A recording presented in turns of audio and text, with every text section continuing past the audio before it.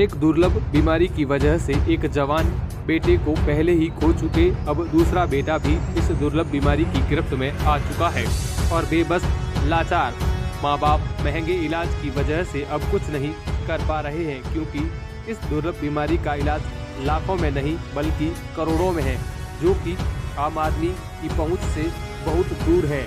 ऐसे में बाड़मेर के एक युवक की जिंदगी अब सरकार के भरोसे है। बाड़मेर शहर के एक आशियाने में दर्द और सन्नाटा और खौफ पसरा हुआ है। ऐसा हो भी क्यों ना, घर का एक जवान बेटा करोड़ों में से किसी एक को होने वाली बीमारी की चपेट में हो और उसका इलाज में लगने वाले करोड़ों रुपए इस परिवार के पास ना हो। और दोनों भाइयों को ये बीमारी जो क्या जेनेटिक डिजीज है, इसमें क्या बड़े वाले की तो डायग्नोस होने से पहले ही पिछले साल डेथ हो गई, साल भर हुआ है। और छोटे वाले का भी वही प्रॉब्लम है जो 6 महीने पहले ही इस बीमारी का हमें पता चला है बेंगलोर से होल जीनोम टेस्ट करवाने के कारण।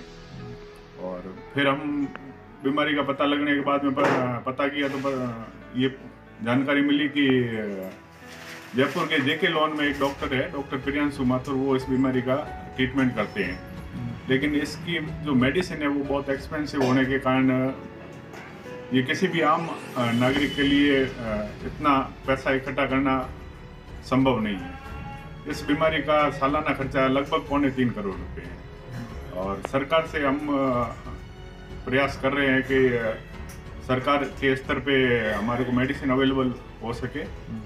और हमने हमारे यहाँ के बाड़मेर के एमएलए और राजस्थान के राजस्व मंत्री पचपदरा विधायक मदन जी प्रजापति से सबसे प्रयास किया है। उन्होंने भी अपने लेटर हेड से मुख्यमंत्री जी को लेटर लिखा है कि बच्चे का सरकारी स्तर पर इलाज करवाया जाए।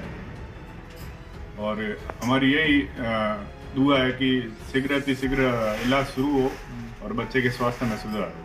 धीरे धीरे 13-14 साल की एज तक तो इनमें किसी तरह के कोई लक्षण दिखाई नहीं देते थे।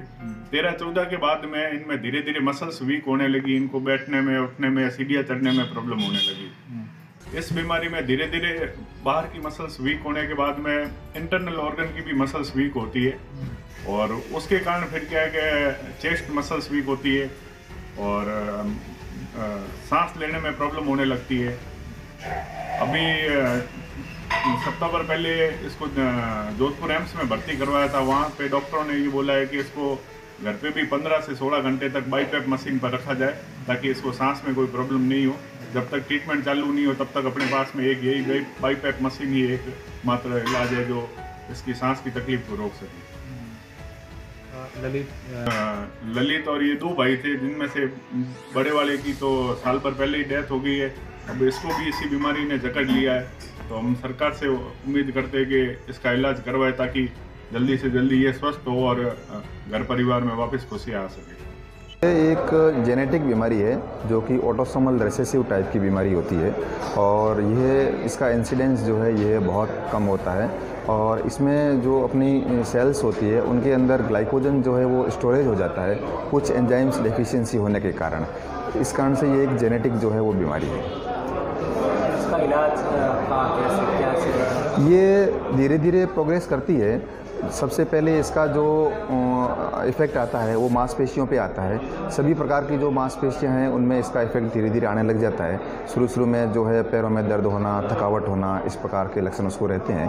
बाद में जैसे जैसे चेस्ट की जो मसल्स होती है उसमें भी वीकनेस आने लग जाती है, जिससे उसको सांस में तकलीफ़ होना और कार्डियक जो है मसल्स में भी ये प्रॉब्लम करने लग जाता है, जिसमें इसमें हार्ट के जो है सिम्टम्स आना, सांस में तकलीफ़ रहना, इस प्रकार की चीज़ें हो जाती है।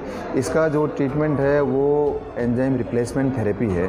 ये अभी न्यू ट्रीटमेंट है, अपने यहाँ पे तो अवेलेबल नहीं है लेकिन बड़े सेंटर्स में भी ज़रूर अवेलेबल है। ये सर आमतौर पर कितने लोगों पर ये बीमारी होती है? आमतौर पे इसका इंसिडेंस इंडिया में काफ़ी कम है। काफ़ी जो है मतलब लाख में लगभग 1 के लगभग ही इंसिडेंस इसका है और अपने इस एरिया में काफ़ी